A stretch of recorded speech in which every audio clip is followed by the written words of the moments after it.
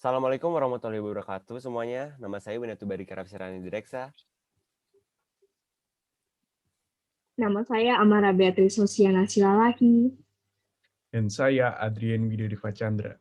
Kami mahasiswa dari Fakultas Ekonomi dan Bisnis Universitas Indonesia, jurusan Ilmu Ekonomi.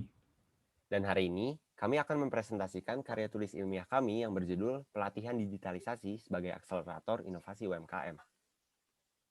Pandemi COVID-19 telah memberikan dampak yang signifikan terhadap ekonomi global. Ekonomi global mengalami krisis. Negara-negara berlomba menuju resesi dan Indonesia adalah salah satunya. New normal, era baru telah datang. Last contact economy atau penurunan ekonomi tatap muka diterapkan dan telah mengubah cara hidup masyarakat. Mulai dari perubahan aktivitas bisnis, gaya hidup masyarakat, sampai dengan efisiensi dan ketahanan bisnis. Namun, dari semua itu, yang paling penting adalah new normal telah mempercepat perubahan ekonomi sumber daya menjadi ekonomi kreatif. Urgensi untuk berinovasi dalam rangka akselerasi pertumbuhan ekonomi ditimbulkan oleh keadaan ini.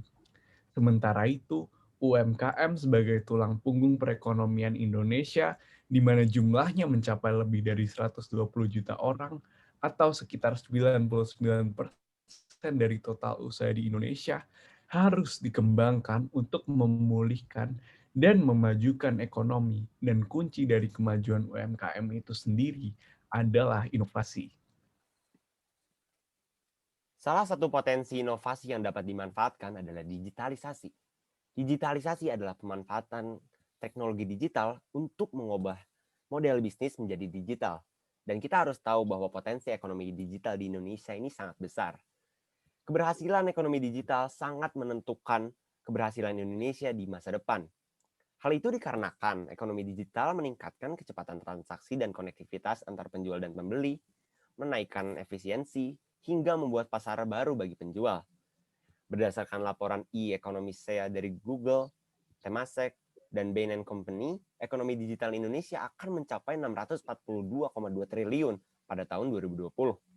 Sementara itu, menurut laporan Google, sektor dagang Indonesia tumbuh 54% dari 21 miliar US dollar menjadi 32 miliar US dollar pada tahun 2020.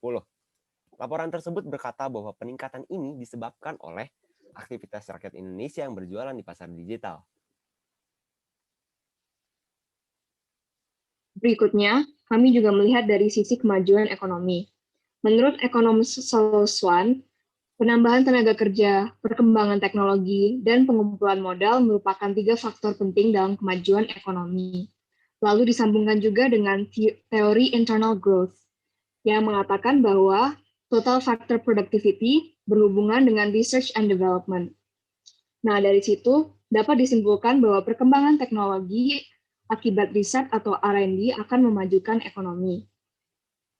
Namun, jika kita melihat keadaan di Indonesia, inovasi Indonesia sangat minim.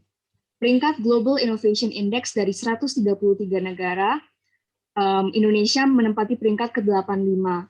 Sedangkan beberapa negara ASEAN berada jauh di atas Indonesia, seperti Malaysia di peringkat 33 dan Singapura di peringkat 8. Tidak hanya itu, inovasi di tingkat UMKM Indonesia lebih rendah lagi. Dibuktikan dengan hanya 13% dari UMKM sudah memasuki e-commerce dan profit UMKM di Indonesia hanya mencapai 25,1%. Berdasarkan Kemenkop UMKM 2018. Ekonomi digital membutuhkan sumber daya manusia yang mumpuni. Presiden Joko Widodo menyebutkan dalam pidatonya di acara Google for Indonesia bahwa kunci utama dalam akselerasi ekonomi digital adalah peningkatan sumber daya manusia dalam bidang teknologi. Saat ini, tenaga kerja Indonesia didominasi oleh low-skilled labor. Menurut data BPS, sampai Februari 2019, 58% adalah angkatan kerja dengan tingkat pendidikan terakhir sekolah lanjutan tingkat pertama. Di lain sisi, tenaga kerja jebolan universitas dan akademi hanya 13%. Hal ini mengindikasikan bahwa sebagian besar SDM Indonesia masih belum siap untuk menghadapi industri 4.0. Oleh karena itu, pemerintah harus melakukan intervensi demi persiapan digitalisasi dan inovasi. Pemerintah menjalankan beberapa program dalam rangka meningkatkan kualitas sumber daya manusia pada masa COVID-19.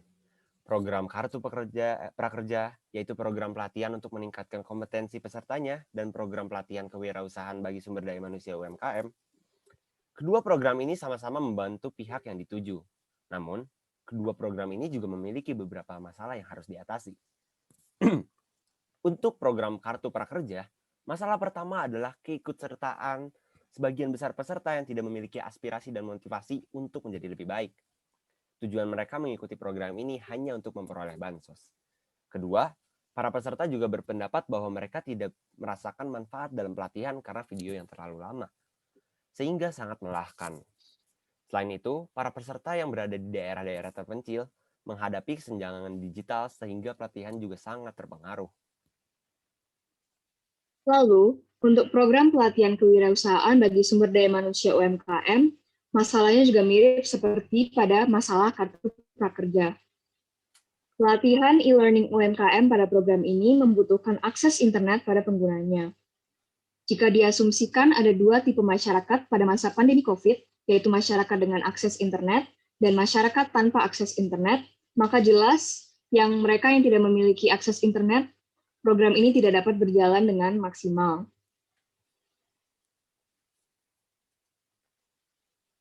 Untuk masyarakat kota atau mereka yang memiliki akses internet, program ini dapat berjalan dengan lancar dengan bantuan aplikasi online seperti ilustrasi pada presentasi ini, di mana kami memakai aplikasi yang nantinya akan memiliki halaman masuk atau mendaftar, lalu juga terdapat halaman utama dengan berbagai fitur yang akan terhubung dengan halaman-halaman lainnya, seperti halaman pengambilan insentif, halaman untuk UMKM Mall, dan video pelatihan.